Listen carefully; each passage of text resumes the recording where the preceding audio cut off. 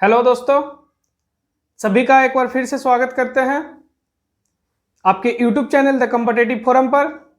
हम लोग question number type 2 में क्वेश्चन नंबर 110 तक कर चुके हैं, है ना। हम लोग क्वेश्चन नंबर 1 से लेकर के 110 तक कर चुके हैं। आज के क्लास में हम लोग 110 से आगे कंटिन्यू करते हैं, ठीक है। उससे पहले आपको बता देते हैं कि आपका CHSL का 2020 वाला CHSL का फॉर्म ऑनलाइन शुरू हो चुका है। आप जा करके ऑनलाइन फॉर्म भर सकते हैं और उसके तैयारी में लग जाइए। बहुत ही अच्छा सा वैकेंसी आया है और उसमें अच्छे अच्छे पोस्ट भी रहते हैं, जिस पे आपको काम करने का एक सुनहरा मौका है आपके पास। तो उस पे जाइए, CHSL का फॉर्म ऑनलाइन कीजिए और वहाँ से आप फॉर्म भरने के साथ साथ आप तैयारी में लग जाइए। और अपने तैयारी को स्ट्रॉन्ग करने के लिए अगर आपका मैथ वीक है तो सबसे अच्छा और सबसे बेस्ट सोर्स होता है प्रीवियस ईयर क्वेश्चन का प्रैक्टिस करना। प्रीवियस ईयर क्वेश्चन को प्रैक्टिस करने के बाद आप एक अच्छे लेवल पे जा सकते हैं, ठीक है। वहां से आप क्वेश्चन को कम समय में ज़्यादा से ज़्यादा क्वेश्चन को अटेम्प्ट करके एग्जाम में से आ सकते हैं, ठीक है। तो आज से हम लोग अभी बढ़ेंगे आगे क्वेश्चन नंबर 111 यानी 111 से, ठीक है। क्वेश्चन नंबर 111 में देखते हैं क्या बोल रहा है। क्वेश्चन नंबर 111 111 बोल रहा है एक त्रिभुज ABC में एंगल B बराबर 70 डिग्री है और एंगल C बराबर 60 डिग्री है। ABC के सबसे छोटे कोनों के आंतरिक समद्विभाजक बिंदु O पर मिलते हैं। इस प्रकार O पर बना कोण कितने डिग्री का होगा। क्वेश्चन ये बोला। अब देखिए, जैसे जैसे क्वेश्चन बोला है वही काम हम लोगों को करना है। बोला कि एक त्रिभुज ABC है, हम एक त्रिभुज ABC यहाँ पे बना दिए, ठीक है। A, B और C, इसको सीधा कर लीजिए, ABC, ठीक है। उसके बाद बोल रहा है कि एंगल B बराबर 70 डिग्री है। एंगल B बराबर कितना है? 70 डिग्री। ये B है, इसको हम लोग 70 डिग्री कर दिए, ठीक है। उसके बाद बोल रहा है एंगल C बराबर 60 डिग्री है। एंगल C बराबर 60 डिग्री है, ठीक है, क्लियर। अब बोल रहा है कि सबसे छोटे कोनों के आंतरिक समद्विभाजक, सबसे छोटा कोण इसमें कौन सा दो है वो पता करना है। तो देखिए, ये 70 है, ये 60 है, तो मेरा ये पता चल जाएगा कि नहीं, हर एक त्रिभुज का तीनों कोण का सम 180 डिग्री होता है। और यहाँ पे ये दोनों का सम मिलाकर के 130 तक हम पहुंच रहे हैं, 50 घट रहा है, तो बचा हुआ कोण कितना हो जाएगा? 50 डिग्री का। अब बताइए, इस तीनों में से सबसे जो दो छोटे कोण कौन से हैं? सबसे छोटे कोणों का तो 50 है और 60 है। ये दोनों कोणों का कोण समद्विभाजक, यहां से एंगल बाइसेक्टर आएगा इस तरीका से, और एक एंगल बाइसेक्टर इधर से आएगा और इस पॉइंट पे दोनों मिलेगा। इस पॉइंट पे बोला है O पर मिलते हैं, तो यहां पर जो बना कोण है वो कितना डिग्री का है वो हमसे पूछ रहा है। तो अब बताइएगा कि A अगर 50 डिग्री था, इसका एंगल बाइसेक्टर के वजह से 25 इधर जाएगा और 25 इधर आएगा। क्यों? क्योंकि एंगल बाइसेक्टर कोण द्विभाजक का काम ही होता है एंगल को दो बराबर भागों में बांटना। यहाँ पे पहले से 60 था, तो 30 इधर आएगा और 30 इधर जाएगा। अब बताइए, ट्रायंगल AOC, एक नया ट्रायंगल का निर्माण हुआ, ट्रायंगल AOC, और AOC में हमको एंगल O का मान निकालना है, जिसमें से एक एंगल 25 है और दूसरा एंगल 30 है। तो AOC में भी अगर एक एंगल ये यहां से देखिएगा, इसके आधा वाला एक एंगल O और एक एंगल C, यहां से लेके यहां तक, ठीक है। इतना तक तीनों एंगल का सम भी 180 होना चाहिए, क्योंकि हर त्रिभुज का तीनों कोनों का योग 180 डिग्री होता है। और यहाँ पे पहुंच रहा है 30 से 25 55 तक हम लोग पहुंच गए हैं, प्लस जो होगा वो एंगल O होगा, जो बचेगा वो एंगल। तो हम तीनों एंगल को जब जोड़ेंगे तो हमको टोटल 180 तक पहुंचना चाहिए, लेकिन हम O बराबर कितना रखें कि 180 तक पहुंच जाए।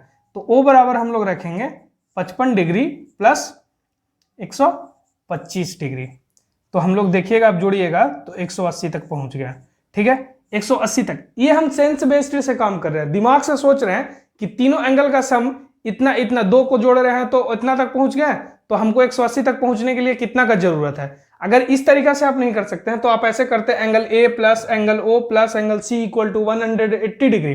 फिर एंगल ए का मान रखते हैं, एंगल फिर सी का मान रखते हैं, प्लस एंगल ओ, फिर इधर दोनों को जोड़ते उधर ले जाके माइनस करते, तो वो चीज एक लंबा प्रोसेस में चला जाता है। इसलिए हम लोग सोच रहे हैं कि त्रिभुज ए ओ सी में हम लोग दो एंगल को जोड़ें तो 55 डिग्री आ गया, यानी तीनों एंगल को जोड़ करके 180 तक पहुंचना है। तो हम तीसरा कितना वैल्यू रखें कि तीनों एंगल को जब जोड़ें तो 180 तक पहुंच जाए, तो तीसरा हम लोग 125 रखेंगे, ठीक है, तो हम लोग 180 तक पहुंच जाएंगे। यानी एंगल ओ बराबर जो मेरा वैल्यू आया है वो आया 125 डिग्री। ये मेरा बिल्कुल राइट आंसर है, जो है आपका ऑप्शन नंबर 1।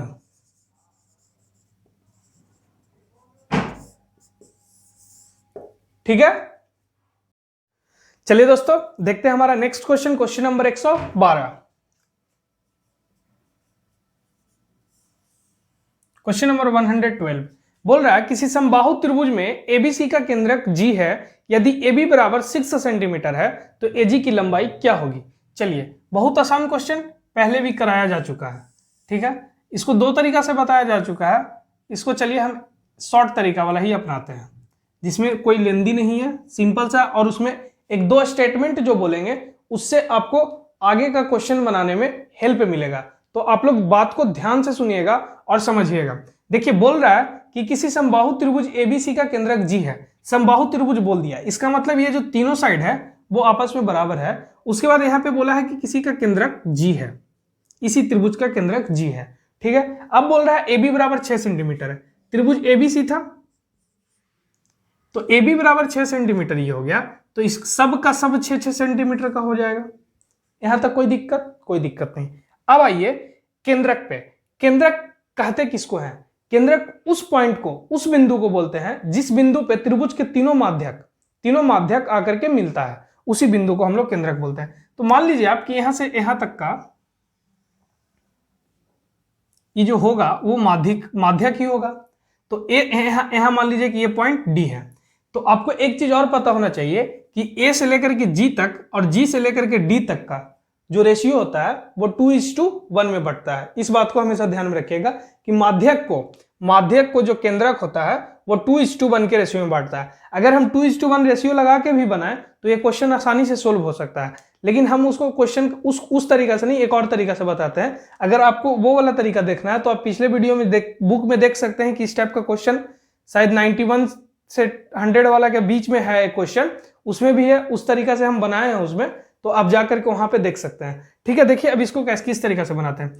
अब आपको पता होगा कि जो 2:1 के रेशियो में जो बढ़ता है वो जो होता है 1 के जो अनुपात में रहता है, जो 1 के अनुपात में जो लेंथ रहता है वो त्रिभुज के अंतःवृत्त का त्रिज्या का काम करता है। त्रिभुज के अंतःवृत्त का त्रिज्या का काम करता है, और जो 2 के यूनिट के लेंथ में रहता है, ये 2 यूनिट होगा, तो यहां से यहां भी जो माध्यिका जाएगा ये भी 2:1 के रेशियो में बटेगा। ये जो होता है वो समबाहु त्रिभुज के बाह्य वृत्त के काम करता है। और हमको इसमें निकालना क्या है? एजी की लंबाई, यहां से लेकर के यहां तक का एजी का लंबाई क्या होगा।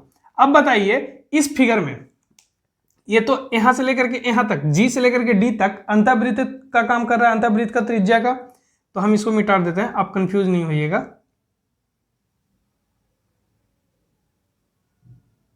ठीक है, ये हो गया क्लियर। अब आपको इस वृत्त का ये अगर त्रिज्या निकल जाएगा तो आपको एजी का लेंथ भी निकल जाएगा, है कि नहीं? इस वृत्त का एजी जो है यही हमको चाहिए, और इस वृत्त में जो एजी काम कर रहा है वो किस चीज का काम कर रहा है? वो त्रिभुज के बाह्य वृत्त का त्रिज्या का काम कर रहा है। तो आपको पता होगा कि समबाहु त्रिभुज में, क्लियर लिखते हैं, समबाहु त्रिभुज में बाह्य वृत्त का त्रिज्या अगर निकल जाएगा मेरा, बाह्य वृत्त का त्रिज्या अगर मेरा निकल जाएगा तो यहां पे हमको एजी का लेंथ पता चल जाएगा। बाह्य वृत्त का त्रिज्या बराबर होता है a/√3। a/√3 का मतलब यहाँ पे a जो है वो समबाहु त्रिभुज का भुजा का काम कर रहा है। a क्या काम कर रहा है? ध्यान से सुन लीजिएगा, समबाहु त्रिभुज का भुजा का, और समबाहु त्रिभुज का भुजा क्या है? 6, तो 6/√3। क्लियर यहां तक? अब देखिए √3 नीचे है तो बचेगा नहीं, इसको हम लोग को परिमेयकरण रेशनलाइज करना पड़ेगा।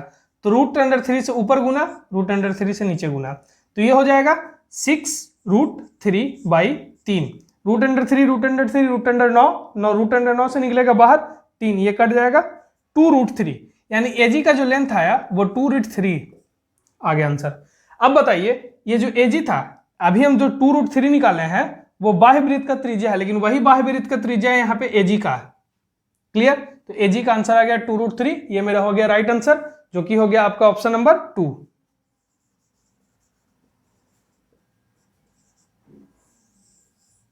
ठीक है, चलिए दोस्तों देखते हैं हम लोग नेक्स्ट क्वेश्चन हमारा 113, क्वेश्चन नंबर 113 113 बोल रहा है यदि किसी त्रिभुज के कोण 2:3:4 के अनुपात में हो तो सबसे बड़े कोण और न्यूनतम कोण के माप का अंतर क्या होगा। देखिए कोण नंबर 1, कोण नंबर 2, कोण नंबर 3। त्रिभुज में 3 कोण होते हैं और तीनों कोणों का अनुपात दिया है 2:3:4। अब बताइएगा कि तीनों कोणों का अनुपात को जब हम तीनों कोणों को जब जोड़ते हैं तो टोटल 180 डिग्री होता है। ठीक है, तो यहाँ पे टोटल 180 डिग्री होता है, तो हमको यहाँ पे तीनों अनुपात को जोड़ देते हैं, तो 2 3 5 5 4 9, टोटल जो आया है वो 9 यूनिट है। और 9 यूनिट का वैल्यू हम जब तीनों को जोड़ेंगे ओरिजिनल फॉर्म में तो वो निकल के आता है 180 डिग्री। तो हम यहां से 1 यूनिट का वैल्यू निकाल सकते हैं। 9 यूनिट का वैल्यू 180, तो 1 यूनिट का वैल्यू 180/9 यानी 20। 1 यूनिट का वैल्यू कितना निकल के आ गया 20। अब बताइए इसमें पूछा हमसे कि सबसे बड़े कोण और न्यूनतम कोण। सबसे बड़ा कोण क्या है, ये वाला सबसे बड़ा, और सबसे न्यूनतम मतलब सबसे छोटा,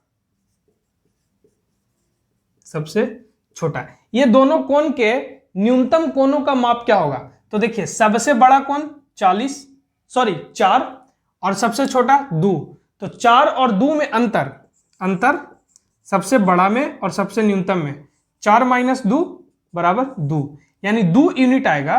तो 1 यूनिट का वैल्यू 20, तो 2 यूनिट का वैल्यू 2 × 20 40, आंसर 40 डिग्री आपका आंसर ऑप्शन नंबर 3। एक मिनट, अब इस बात को आप दूसरे तरीका से भी कर सकते थे। 1 यूनिट का वैल्यू आप तो 20 ले आए थे, तो 4 यूनिट का वैल्यू यहां पे कितना हो जाता 80। ठीक है, 3 यूनिट का वैल्यू 1 यूनिट का वैल्यू 20, तो 3 यूनिट का वैल्यू कितना हो जाता है यहाँ पे 60। 2 यूनिट का वैल्यू कितना हो जाता है यहाँ पे 40। अब पूछा कि सबसे बड़ा कौन कौन है 80 और सबसे छोटा कौन कौन है 40, तो 80 में से 40 को हटा देते फिर भी 40 ही आता। तो हम वहां पे उतना नहीं करने गए, टाइम बर्बाद नहीं करने गए, टाइम को सेकंड करके सेव करना है एग्जाम में, और वहां पे देखना है कि किस तरीके से आप एडवांस सेक्शन को फटाक से बनाते हैं। एडवांस सेक्शन में आपको सोल्व करना ही पड़ेगा, अरिथमेटिक नहीं है कि ट्रिक अप्लाई करेंगे, और ट्रिक के चक्कर में तो कभी रहना ही नहीं है। ठीक है, तो इस क्वेश्चन का आपको ऑप्शन नंबर 3 बिल्कुल सही आंसर है। अब हम लोग चलेंगे नेक्स्ट क्वेश्चन पे। ठीक है, चलिए दोस्तों अब देखते हैं हमारा नेक्स्ट क्वेश्चन। नेक्स्ट क्वेश्चन है 114 नंबर क्या बोल रहा है, यदि त्रिभुज एबीसी में एंगल ए बराबर 90 डिग्री है। 90 डिग्री मतलब अगर किसी भी ट्रायंगल के अंदर एक एंगल भी 90 डिग्री का हो गया तो वो समकोण त्रिभुज राइट एंगल ट्रायंगल हो गया। एडी लंब है बीसी पर और एडी बराबर बीडी बराबर 2 सेंटीमीटर हो तो सीडी की लंबाई क्या होगी। देखिए कितना आसान सा क्वेश्चन है, इसके लिए आपको एक चीज याद करके रखना जरूरत पड़ेगा। देखिए राइट एंगल ट्रायंगल बना दिए जिसमें बोला है ए 90 डिग्री है, तो यहाँ पे 90 डिग्री है तो हम ए दे दिए, बी दे दिए और सी दे दिए। एबीसी एक राइट एंगल ट्रायंगल बना दिए। ठीक है, अब बोल रहा है एडी ए से लेकर के डी तक लंब है बीसी पे। लंब का मतलब यहां भी 90 डिग्री का कोण बना रहा है। ठीक है, और एडी बराबर बीडी है, जितना एडी है उतना ही बीडी का लेंथ है। ठीक है, बराबर 2 है, अगर ये 2 है तो ये भी 2 है, तो पूछ रहा है कि सीडी एक्स, सीडी का लेंथ क्या होगा, यही पूछा है। तो आपको जब भी एक राइट एंगल ट्रायंगल में अगर समकोण से निकल करके उसके सामने वाले साइड पे लंब बने, ठीक है, अगर यहां तक क्लियर हो, अगर इस तरीका से फिगर दिखे आपको, तो आपको एक फॉर्मूला याद रखना है। फॉर्मूला नहीं है, वो एक थ्योरम को जब प्रूव करते हैं हम लोग तो लास्ट में निकल जाता है। ठीक है, तो वही है एडी स्क्वायर बराबर बीडी इंटू सीडी, इसको क्लियर करके रखना है। ठीक है, एडी स्क्वायर इसका स्क्वायर बराबर बीडी इंटू सी डी। अब बताइए एडी का लेंथ कितना है, 2 है, एडी का लेंथ कितना है, 2 है, तो 2 का स्क्वायर इक्वल टू बीडी कितना है, 2 है, इंटू सी डी एक्स है, तो 2 का स्क्वायर 4 बराबर 2x, x बराबर कितना हो जाएगा 2, इधर 2 आएगा तो 4 से कट जाएगा, ठीक है। तो ये मेरा क्लियर हो गया, x बराबर 2, यानी इसका भी लेंथ 2 हो गया है। ये मेरा बिल्कुल सही आंसर हो गया। इसके लिए आपको ऑप्शन नंबर देखना पड़ेगा, ऑप्शन नंबर इसका हो जाएगा 4।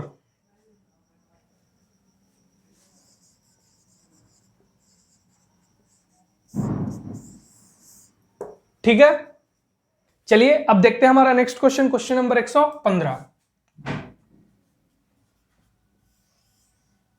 115 नंबर, दो समरूप त्रिभुजों एबीसी और पीक्यूआर का परिमाप क्रमशः 36 सेंटीमीटर और 24 सेंटीमीटर है। यदि PQ बराबर 10 सेंटीमीटर है तो AB की लंबाई बताइए। देखिए एक त्रिभुज है ABC, ABC, इसी के समरूप एक त्रिभुज है PQR, PQR, ठीक है। इस तरीके से PQ बराबर 10 सेंटीमीटर तो AB बराबर क्या होगा, AB बराबर क्या होगा, ये हमसे पूछा है। तो आपको पता होना चाहिए कि जब भी दो त्रिभुज समरूप आपस में होते हैं तो उनके परिमापों का अनुपात उनके साइडों के अनुपात के, उनके भुजा के अनुपात के, संगत भुजा के अनुपात के बराबर होते हैं। इनके परिमापों का अनुपात उनके संगत भुजा के अनुपात के बराबर होते हैं, ठीक है। तो ABC ऐसे लिख लीजिए, त्रिभुज ABC का परिमाप, इसका अनुपात लिख रहे हैं, त्रिभुज PQR के परिमाप इसके संगत भुजा के अनुपात के बराबर होते हैं। हमारा कौन सा संगत भुजा दिया हुआ है, PQ का संगत भुजा AB होगा, ठीक है। तो AB में हमसे पूछा है तो AB मान लीजिए यहां, और PQ हमारा दिया है 10, ठीक है। अब बताइए ABC का परिमाप कितना है, ABC का परिमाप 36 है और PQR का परिमाप कितना है 24 है, ठीक है। यहां तक क्लियर। उसके बाद देखिए यहां पे EAB रह जाएगा और ये हो गया हमारा 10, ठीक है। ABC का परिमाप कितना है 36 और ये हो गया PQR का 10 दे दिया, PQR का परिमाप 24 और PQ का साइड है 10। तो यहां पे देखिए आप क्रॉस मल्टीप्लिकेशन कीजिएगा तो पता चलेगा 24 AB बराबर 36 गुना 10। तो यहां पे आगे आइए, AB बराबर 24 को नीचे लेके चले जाते हैं, 36 गुना 10/24। आप इसको ऐसे काट सकते हैं, 36, 12 दूनी 24, 12 से काटेंगे, 12 24 12 36, 12 दूनी 24, ये 5 दूनी 10। AB इक्वल टू 5 3 जा 15, यानी 15 centimetre. Option number 3।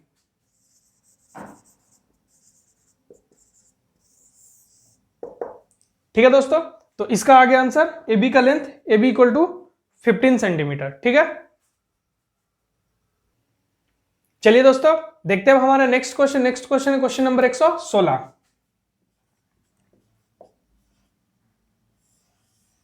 Question number 116 बोल रहा है, त्रिभुज ABC में एंगल B बराबर 5, एंगल B बराबर 5C और एंगल A बराबर 3C हो तो एंगल C का माप बताइए। अब बताइए angle A plus angle B plus angle C, कोई त्रिभुज ABC में angle A plus B plus angle C बराबर क्या होता है 180 डिग्री। इतना तक होता है कि नहीं होता है, ठीक है। उसके बाद देखिए बोल रहा है एंगल B बराबर 5C, एंगल B बराबर 5C, यहां रख दीजिए, यहां B की जगह पे 5C, ठीक है। एंगल B बराबर 5C, एंगल 5 एंगल C, ठीक है। उसके बाद प्लस, ठीक है, A बराबर एंगल 3C, A की जगह बोल रहा है 3 एंगल C और पहले यहां प्लस और एक एंगल C ये वाला, ठीक है। तो देखिए यहां पे जैसे जैसे क्वेश्चन बोला वही किए हम। देखिए क्वेश्चन क्या बोल रहा है, एंगल B बराबर 5C, तो B की जगह पे हम रख दिए 5 एंगल C, ठीक है। फिर बोला एंगल A बराबर 3C, तो एंगल A के बराबर रख दिए 3 एंगल C, ठीक है, और एंगल C ये रह गया बराबर 180 डिग्री, ठीक है। तो यहां पे देखिए 5 3 8 और एक 9 angle C, 9 angle C equal to 180 degree. तो पूछ रहा है एंगल सी का माप बताइए, तो एंगल सी बराबर हो जाएगा 180/9 यानी 20। एंगल सी बराबर 20 डिग्री। ये मेरा फाइनल आंसर हो गया, ऑप्शन नंबर 3। ठीक है, चलिए अब हम लोग चलते हैं नेक्स्ट क्वेश्चन, क्वेश्चन नंबर 117 पर। 117 नंबर, 117 नंबर बोल रहा है एक विषमबाहु त्रिभुज की भुजा AB एवं भुजा BC की लंबाई क्रमशः 12 सेंटीमीटर एवं 8 सेंटीमीटर है। त्रिभुज का कोण एंगल C 90 डिग्री है। देखिए 90 डिग्री बोल दिया और ऊपर बोला है विषमबाहु त्रिभुज, थोड़ा सा कंफ्यूजन क्रिएट किया है, लेकिन कोई दिक्कत नहीं। त्रिभुज का कोण C 90 डिग्री है, भुजा AC का लगभग मान बताइए। जब एक एंगल 90 डिग्री है तो वो राइट एंगल ट्रायंगल बनेगा, एंगल C, ठीक है, 90 डिग्री। विषमबाहु भुजा, विषमबाहु त्रिभुज, विषमबाहु त्रिभुज का मतलब क्या होता है, उसका तीनों भुजा अलग अलग होना चाहिए, तीनों भुजा अलग अलग होना चाहिए। विषमबाहु जो होता है वो साइड के बेसिस पे 3 टाइप्स ऑफ ट्रायंगल होते हैं, जिसमें एक ट्रायंगल होते हैं विषमबाहु, एक होता है समबाहु और एक होता है समद्विबाहु। और एंगल के बेसिस पे 3 टाइप्स ऑफ ट्रायंगल होते हैं, एक होता है न्यूनकोण ट्रायंगल, एक होता है समकोण त्रिभुज और एक होता है अधिक कोण त्रिभुज। ठीक है, तो इसमें बोला एक एंगल 90 डिग्री हो गया, क्लियर यहां तक। उसके बाद बोल रहा है ये C है, फिर हम दे दिए यहां A, फिर दे दिए यहां B। अब बोल रहा है AB एवं भुजा BC की लंबाई, AB की लंबाई कितना हो गया 12 और BC की BC हो गया 8। तो पूछ रहा है AC का लगभग मान क्या होगा, लगभग, ये पॉइंट है, लगभग मान क्या होगा। तो आपको पता होगा कि हम यहाँ पे राइट एंगल ट्रायंगल में ये मेरा काम करता है परपेंडिकुलर यानी लंब, ये मेरा काम करता है बेस यानी आधार, ये मेरा काम करता है हाइपोटेनस यानी कर्ण। अब हमको आधार निकालना है, बेस यानी आधार निकालना है, तो हम क्या करेंगे, √h² माइनस p²। हाइपोटेनस का स्क्वायर में से कर्ण का, सॉरी लंब का स्क्वायर घटा देंगे तो निकल जाएगा। तो हाइपोटेनस का स्क्वायर 12 का स्क्वायर माइनस 8 का स्क्वायर, 12 का स्क्वायर कितना हो गया 144 माइनस 64, इसको घटाएंगे तो आ जाएगा √80। अब बताइए √80 का अप्रोक्स लगभग वैल्यू कितना होगा, लगभग वैल्यू 12 को हम लोग नहीं, 12 144 का √144 का वैल्यू हो सकता है, 144 इससे काफी दूर है। अब ऑप्शन नंबर 2 पे आएंगे 9 का स्क्वायर 81, √81 का वैल्यू 9 लगभग हो रहा है, बाकी सब बहुत दूर दूर तक है 14 16। ठीक है, तो मेरा ऑप्शन नंबर 2 जो होगा 9 वो इसके लगभग वैल्यू होंगे, और यहां पे जो AC का मान होगा वो लगभग 9 के बराबर होगा। क्लियर, ठीक है, तो आपका ऑप्शन नंबर कितना हो गया 2। ठीक है, चलिए अब हम लोग चलते हैं नेक्स्ट क्वेश्चन, क्वेश्चन नंबर 118 पर। 118 नंबर क्या बोल रहा है, एक त्रिभुज PQR में PQ बराबर PR, PQ बराबर PR और एंगल Q P से 2 गुना है, तो Q किसके बराबर होगा। देखिए PQR में PQ बराबर PR, PQ बराबर PR, ये दोनों भुजा बराबर हैं, तो ये कौन सा त्रिभुज हो गया, बोलिएगा समद्विबाहु त्रिभुज। कौन सा त्रिभुज, समद्विबाहु त्रिभुज। उसके बाद बोल रहा है Q P से 2 गुना है। अच्छा आप ये बताइएगा कि जब ये समद्विबाहु त्रिभुज हो गया तो ये 2 साइड हो गया, तो ये दोनों साइड 2 साइड, तो ये दोनों एंगल आपस में बराबर होंगे। ठीक है, अब बोल रहा है Q किसके बराबर होगा, Q किसके बराबर होगा, यानी हमसे Q का मान पूछा है, Q बराबर क्या होगा, सॉरी एंगल Q बराबर क्या होगा। ठीक है, तो अब बताइए, उससे पहले एक स्टेटमेंट लिखा था Q जो है P से 2 गुना है, Q जो है P से 2 गुना है। अब बताइए कि हम Q बराबर ऑप्शन में से क्या रखें, हम क्या रखें कि जितना यहां पर रखेंगे उतना ही यहां पर होगा। Q जो है P से 2 गुना है, तो Q से P आधा होगा, और तीनों को जोड़ेंगे तो 180 सेटिस्फाइड होना चाहिए। यह हुआ सोचने के तरीका से बनाने का, कि किस तरीका से हम सोच के बना सकते हैं। तो देखिए ऑप्शन नंबर 1 अगर हम Q बराबर 72 रख देते हैं, तो जब ये 72 होगा तो ये भी 72 हो जाएगा। अब जब ये 72 ये 72, तो इसके आधा यानी इसका ये 2 गुना है तो इसका आधा हो जाएगा, तो 72 का आधा क्या हो जाएगा 36। अब आप जब देखिएगा कि ट्रायंगल में अगर ये तीनों का योग 180 डिग्री हो गया और जो जो स्टेटमेंट बोला है वो सेटिस्फाइड हो गया, तो मेरा Q बराबर 72 डिग्री, आंसर बिल्कुल सही होगा। कैसे चेक करते हैं? Q P से 2 गुना है, Q जो है P से 2 गुना है, 2 गुना है 36 दूनी 72, ये क्लियर हो गया। अब देखिए ये दोनों भुजा आपस में बराबर, तो इसके सामने वाले दोनों एंगल आपस में बराबर, तो ये 72 डिग्री, ये भी 72 डिग्री। इसका जो क्वेश्चन में गिवन स्टेटमेंट है वो मेरा बिल्कुल सही है। अब हम लोग चलेंगे कि अब इन तीनों को जोड़ करके देखेंगे कि 180 तक पहुंचता है कि नहीं। तो 72 72 144 प्लस 36 हो गया, 6 4 10 की शून्य हाथ में 1, 4 3 7 1 8, 180 तक पहुंच गया। यानी angle P plus angle Q plus angle R equal to 180 satisfied है। यानी मेरा जो आंसर एंगल Q बराबर होगा वो 72 डिग्री हो जाएगा। और ऑप्शन नंबर फर्स्ट से ही हम सेटिस्फाइड हो गए, तो मेरा जल्दी से क्वेश्चन बन गया और ऑप्शन नंबर फर्स्ट मेरा बिल्कुल सही हो गया। ठीक है,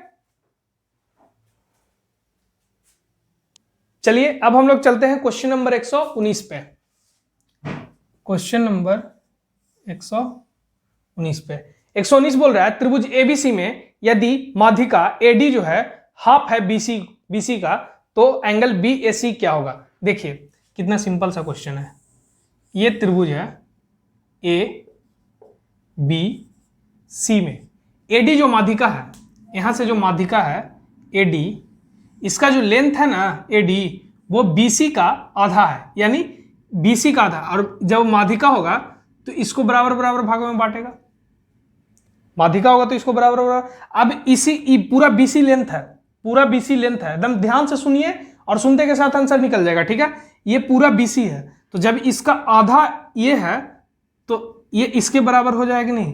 तो जब ये इसके बराबर ये इसके बराबर, तो यहां पर जो एंगल बनता है वो 90 डिग्री का बनता है। कहानी खत्म। इतना याद रखिए। ठीक है, कि जब किसी त्रिभुज में उसका आधार अगर 2 बराबर भागों में बटा हुआ है और उसके आधार पर से कोई रेखा उसके सामने वाले शीर्ष पे मिला और उसके लेंथ जो उसका जो लंबाई है आधार का आधा है, पूरे आधार का आधा है, तो शीर्ष मतलब शीर्ष पर जो बने कोण होंगे वो 90 डिग्री का होगा, वो 90 डिग्री का होगा। ठीक है, तो आप इसको याद कर लीजिए और इसके लिए आपका ऑप्शन नंबर 1 क्लियर हो गया। हम कुछ नहीं किए, भाषा में बोल के समझा दिए हैं। ठीक है, क्लियर। चलिए अब हम लोग देखते हैं नेक्स्ट क्वेश्चन, आज के वीडियो सेशन का last question, question number 120। Question number 120 बोल रहा है त्रिभुज एबीसी में से माध्यिकाएं बीई और सीएफ बिंदु ओ पर मिलती है तथा बीओ और सीओ पर क्रमशः पी और क्यू मध्य बिंदु है। यदि पी क्यू की लंबाई 3 सेंटीमीटर हो तो एफई की लंबाई क्या होगी। चलिए देखते हैं इसको भी भाषा से समझने का कोशिश कीजिएगा, जो हम बोलेंगे उस बात को ध्यान से सुनना है। ए बी सी ये त्रिभुज है, माध्यिकाएं बीई यहां से निकलेगा, यहां 2 बराबर भागों में बांट दिया। ठीक है, सीएफ जो बिंदु ओ पर मिलती है, यहां पे मिल गई। ठीक है, अब बोल रहा है बीओ और सीओ पर क्रमशः मध्य बिंदु पी क्यू है। यहां मध्य बिंदु पी और यहां क्यू है। ठीक है, यदि पी क्यू की लंबाई 3 सेंटीमीटर हो तो एफई की लंबाई कितनी होगी। अब एकदम ध्यान से सुनिएगा और ध्यान से समझिएगा, ज्यादा छेड़छाड़ इसमें नहीं करना है, एकदम तुरंत आंसर निकल जाएगा। अब बताइए कि जहां पे दोनों माध्यिका मिलता है, तीनों माध्यिका या 2 माध्यिका जिस बिंदु पर मिलते हैं उस बिंदु को हम लोग क्या बोलते हैं, केंद्रक। वो इस केंद्रक का काम कर रहा है कि नहीं, इस माध्यिका का। अब बताइए 2:1 के रेशियो में बांटेगा कि नहीं, बांट दिया, नहीं समझ में आया, यहां से समझिए।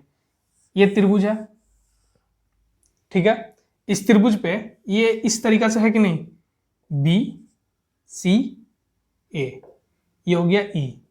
ठीक है, यहां पे है केंद्रक, हम इसको केंद्रक बोल सकते हैं, ओ को केंद्रक बोल सकते हैं क्योंकि 2 माध्यिका इस बिंदु पे मिला है, तीसरा माध्यिका भी आएगा तो इसी बिंदु पर मिलेगा, तो ये केंद्रक हो जाएगा। ठीक है, और माध्यिका जो होता है, माध्यिका को केंद्रक 2:1 के रेशियो में बांटता है। तो अब बताइए इधर वाला का लेंथ, ये वाला का लेंथ 1 यूनिट हो गया कि नहीं। अब यहाँ पे कोई मध्य बिंदु है, देखिए मध्य बिंदु है, तो इसको भी 1 के रेशियो में बांटेगा, 1 1, क्योंकि बराबर भागों में बांटता है मध्य बिंदु, तो 1 1 हो गया। यहां तक क्लियर हो गया। अब देखिए यहां से CF, यहां भी कोई मध्य बिंदु है, तो 1 1 1 इसमें बांटेगा। तो यहां से देख रहे हैं आप कि ये दोनों साइड का लेंथ 1 1 1 1, यहां से लेकर के यहां तक का 3 है, तो यहां से लेकर के यहां तक। अब बताइए कि इस त्रिभुज का जितना लेंथ ये इसका होगा उतना ही लेंथ इसका होगा, जितना लेंथ इसका उतना ही लेंथ इसका, 1 1 में सब जा रहा है, ठीक है। तो अब बताइए ये दोनों त्रिभुज आपस में समरूप होगा कि नहीं होगा। त्रिभुज का एसएस से तीनों साइड आपस में जब बराबर हो जाएंगे, एग्जैक्ट बराबर हो रहे हैं, तो वो दोनों त्रिभुज आपस में समरूप हो जाएंगे। और दो समरूप त्रिभुज का संगत भुजाओं का अनुपात कितना होता है, बराबर होता है। तो अब बताइए कि अगर इसका एक संगत भुजा इसका एक संगत भुजा लेंगे तो अनुपात क्या आएगा, 1:1 का आएगा। तो यहां अगर PQ का इसका संगत भुजा कौन हो जाएगा, FE, और हमसे FE पूछा, तो FE अगर 3 है तो यहां पे हम कितना रखेंगे कि दोनों का संगत भुजा का अनुपात 1:1 आएगा। तो यहां पे हम 3 ही रखेंगे ना, तब ना PQ बटा अगर FE करेंगे संगत भुजा का अनुपात 3/3, तो 1/1 कट के आएगा, और सबका तो 1 1 चल ही रहा है, इसका भी 1, इसका भी 1, इसका भी 1, इसका भी 1, इसका भी 1, इसका भी 1। अभी दोनों समरूप त्रिभुज का संगत भुजाओं का अनुपात 1:1 में आ रहा है, इसका मतलब मेरा आंसर सही हो गया, यानी 3 यहां पे सेटिस्फाइड कर गया। तो FE का लेंथ मेरा 3 हो जाएगा, और ये हो जाएगा आपका ऑप्शन नंबर 1। क्लियर। तो दोस्तों हम लोग 120 तक कंप्लीट कर लिए, क्वेश्चन नंबर 120 तक कंप्लीट कर लिए। अब हम आपके लिए गुड न्यूज लाने वाले हैं।